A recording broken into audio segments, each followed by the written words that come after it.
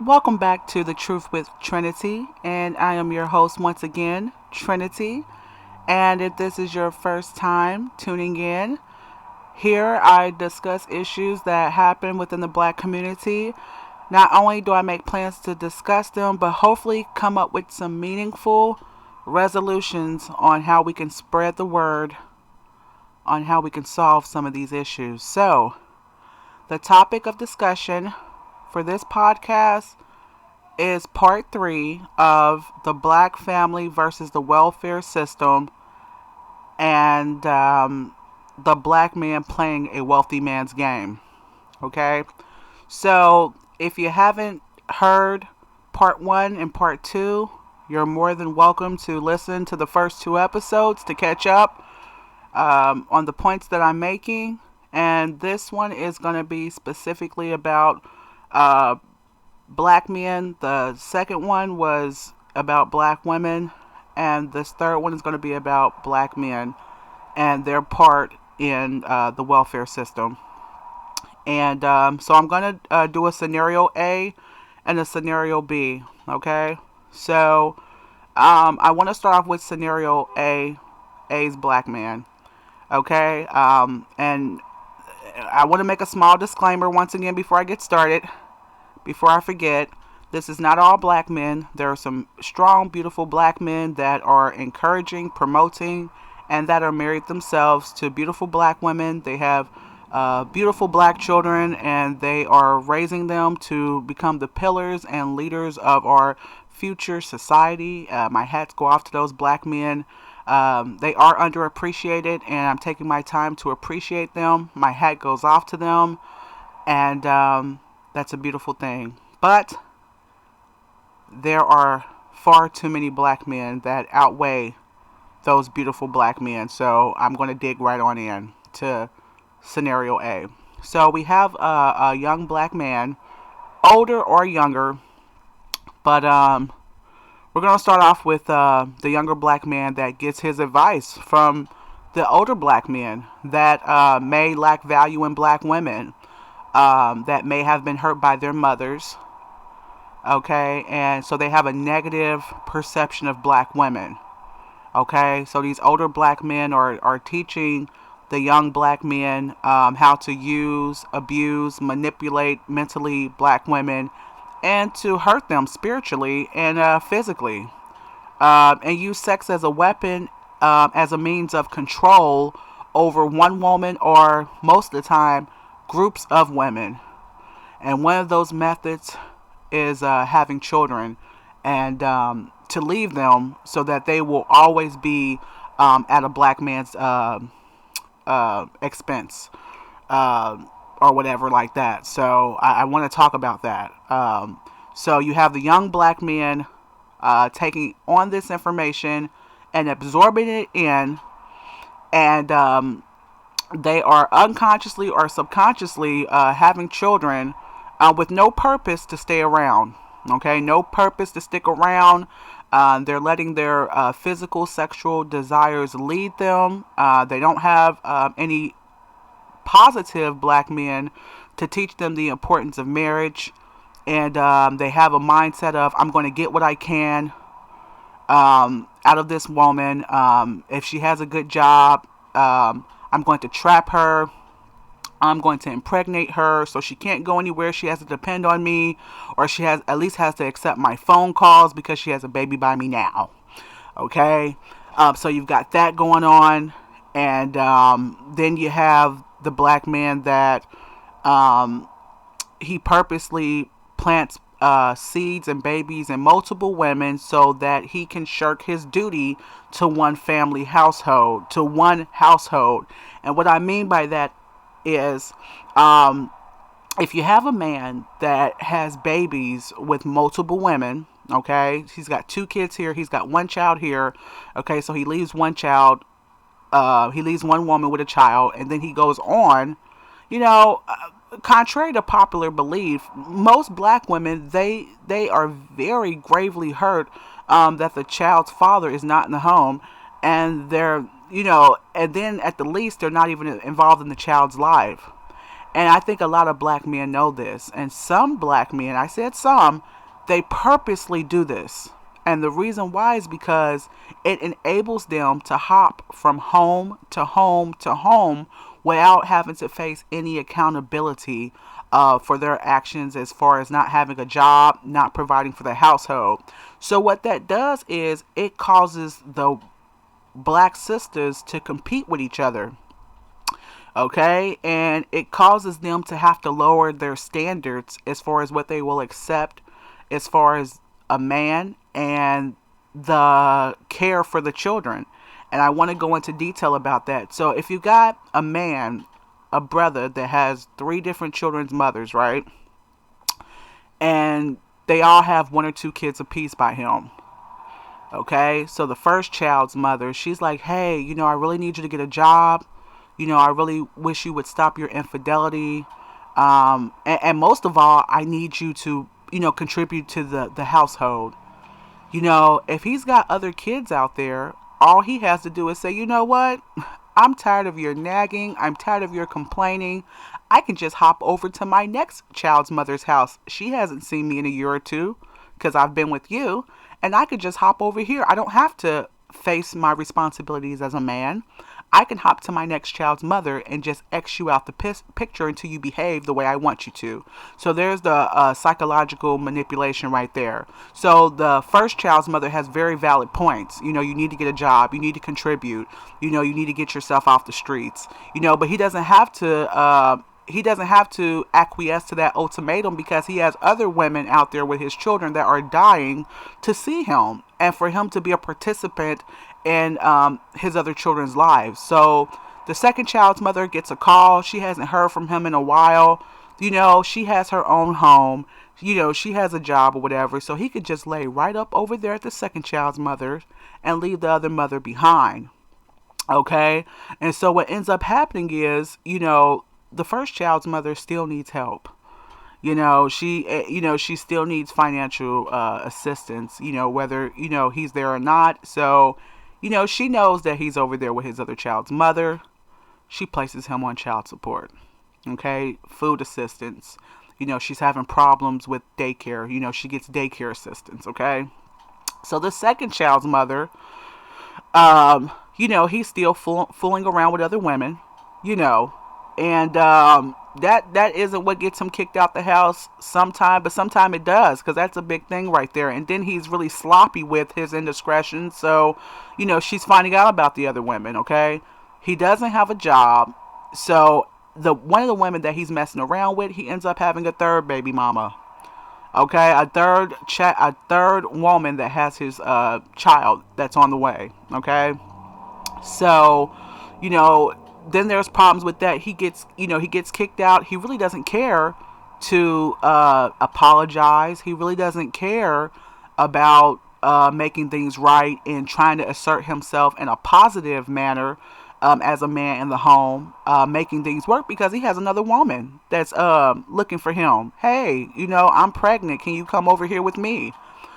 So, and then when he goes over there to the third child's mother, he's got the same practices, the same destructive practices and behavior that caused him problems with his first and second child's mother. So then the third child's mother gets fed up with it. And then he goes back to his first child's mother. And I think the cycle just continues on and on and on. And I've got a news flash for the brothers out here. They want to say that the black woman is his enemy when she places him on child support. But the reality is, you guys became enemies the minute that you betrayed and walked out of that house. The minute that you slept with another woman and decided that you placed her, your mistress, or whatever you call them, above your family, your wife and child. So you became enemies long before she filled out the application for child support. Okay, and the thing is, child support and welfare go hand in hand.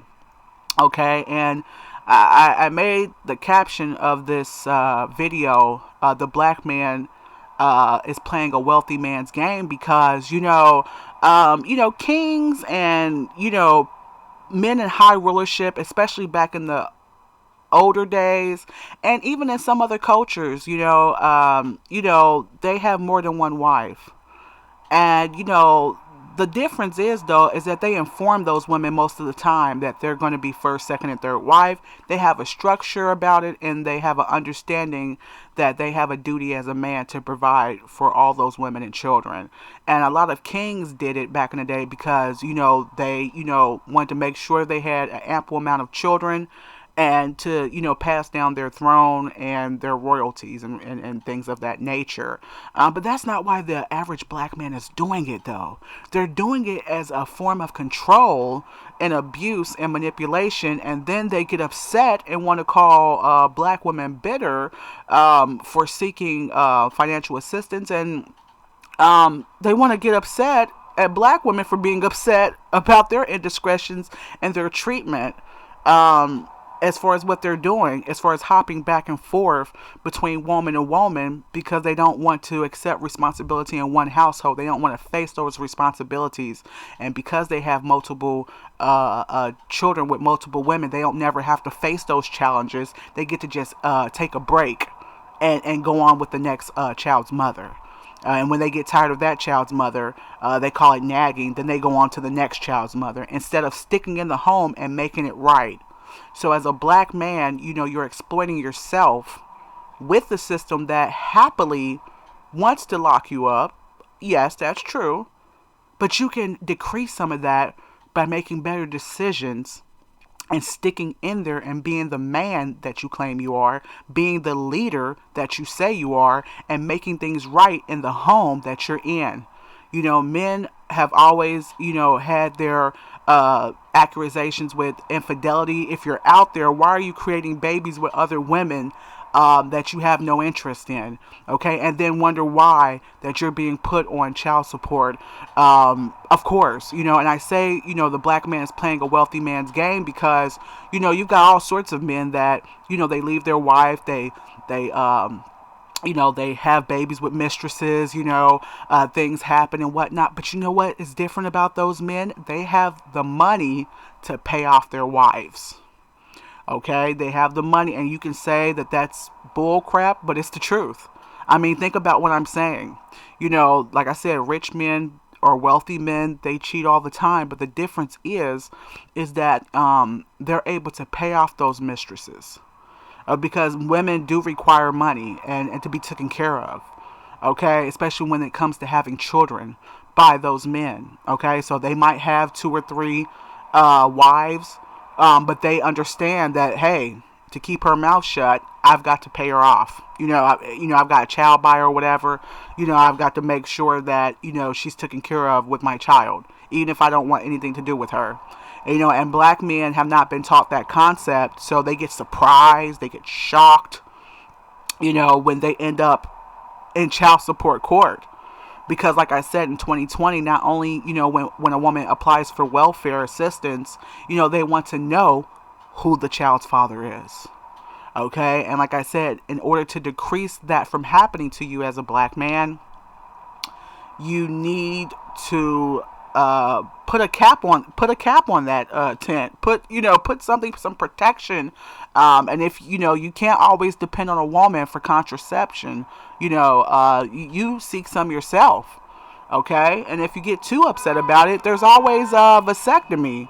There's always the use of a vasectomy. I know that's kind of harsh, but it's the truth. Instead of complaining and placing the blame 100% on the black woman, you need to take some responsibility for your own actions, okay? So this is situation B, okay?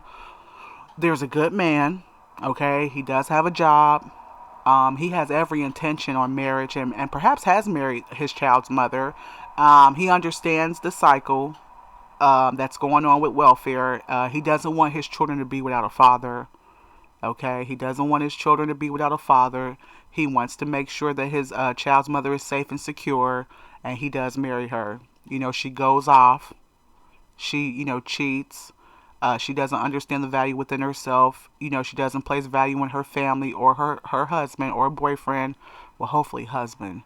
And, she ruins things, for her family,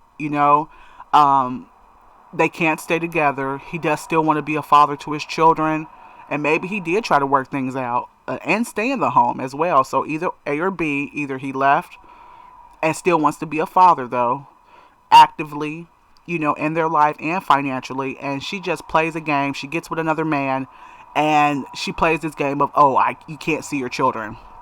For no reason. He's not abusive. He's never been abusive to her or the children, and she just wants to play an evil game of him not seeing his children. So he's caught in a system of, being trapped, and so that's definitely something, like I said, as black women, you know, the ones that are engaging in those activities definitely want to work on, because it destroys our black men. It destroys their confidence in us as women. And all you're doing is perpetuating the hatred that some black men have for black women. Okay. And as a black man, you definitely want to be careful who you're having your seeds with. Okay. If you notice this woman has multiple children by different men, and she can't explain to you the situations on what happened, you definitely want to shy away from those women. If you meet a woman that only wants to be around you when you have money or a paycheck, and she can't pay for a date every now and then, or show you any kindness other than sex, you definitely want to stay away from those type of women. She may be pretty as all get out, but you want to take your time before you insert yourself physically inside of a woman. You want to see where her head is at, and you're not going to do that in a few weeks.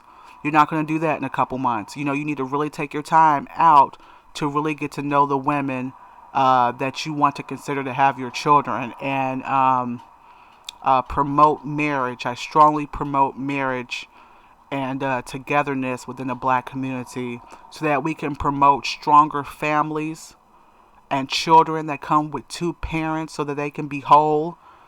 Whole as in their spirit and soul and confidence when they grow up. And we could decrease the generational poverty that happens amongst black people. That pretty much concludes this episode. I wanted to thank you all for taking your time out to listen to this episode.